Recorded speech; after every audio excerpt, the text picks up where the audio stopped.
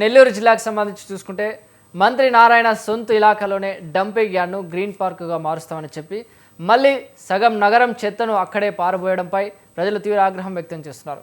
80% clean చేశాక మళ్ళీ చెత్త వేయడానికి కారణాలేంటి, అక్కడి దుర్వాసనపై అధికారులు ఇచ్చిన వివరణ ఏంటి, ఈ అంశంపై మరింత సమాచారాన్ని ఇవ్వడానికి మనతో పాటు లైవ్లో రిపోర్టర్ మల్లికార్జున ఉన్నారు.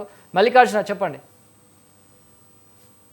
అదే గుడ్ మార్నింగ్ చిరంజీవి. అయితే నెల్లూరు సిటీకి సంబంధించి గ్రీన్ సిటీగా మార్చేందుకు కూడా మంత్రి నారాయణ అయితే ప్రణాళిక రూపొందించి అయితే నెల్లూరు సంబంధించి అయితే సోమిరెడ్డి మా సరేపల్లి ఎమ్మెల్యే సోమిరెడ్డి చంద్రమోహన్ రెడ్డి ఇంటికి దగ్గరలో ఉన్న మామూలుగా చెత్త డంపింగ్ యార్డ్ ని మాత్రం అక్కడంతా శుద్ధి చేసి మొత్తం ఆ పార్క్ ని ఏర్పాటు చేస్తాం, గ్రీన్ పార్క్ ని ఏర్పాటు చేస్తామని చెప్పారు. అయితే ఇప్పుడు మళ్ళా 80% అయితే మొత్తం డంపింగ్ యార్డ్ అయితే మొత్తం చెత్తనైతే తొలగించారు. అయితే కొత్తగా రీసెంట్ గా మరలా ఎలక్ట్రిక్ ఆటోల నుంచి అక్కడ డంప్ చేయడం, ఆ చెత్త కూడా మనం బిజినెస్ చూస్తున్నాం, చాలా దుర్గంధంగా వెదజల్లుతుంది. ఎందుకంటే ఆ మార్గాన నరుకూరు సంబంధించి అంటే సర్వేపల్లి నియోజకవర్గానికి సంబంధించిన గ్రామాలు కానీ అలా కోవూరు నియోజకవర్గానికి సంబంధించిన గ్రామాల మీదుగా ఆ రోడ్డు ఉంటుంది.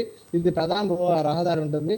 అయితే ఈ ఆ మార్గాన వెళ్ళే వాళ్ళు చాలా వాహనదారులు అయితే అలాగే చాలా ఆటోలో వెళ్ళే ప్రయాణికులు కూడా చాలా ఇబ్బంది, బస్సులో వెళ్ళే వాళ్ళు కూడా ముక్కు మూసుకొని వెళ్ళాల్సిన పరిస్థితి దాపరించుకుందని చెప్పవచ్చు. అయితే మనం రిజల్ట్స్ లో కూడా చూస్తున్నాం, రోడ్డు వెంబడి కూడా చెత్త చెదారాలతో దుర్గంధంతో మొత్తం డంపింగ్ యార్డ్ కూడా మరలా యథాస్థితికి చేరిందని కూడా ప్రజలు కూడా తీవ్రంగా మండిపడుతున్నారు.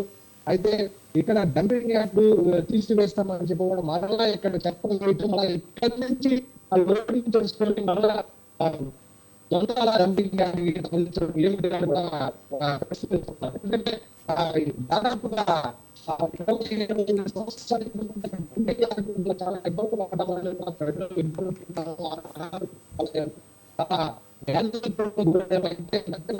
మంచి దృష్టితో చేస్తామని కూడా 80%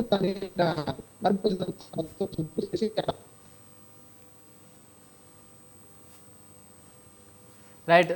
థ్యాంక్ యూ మల్లికార్జున్.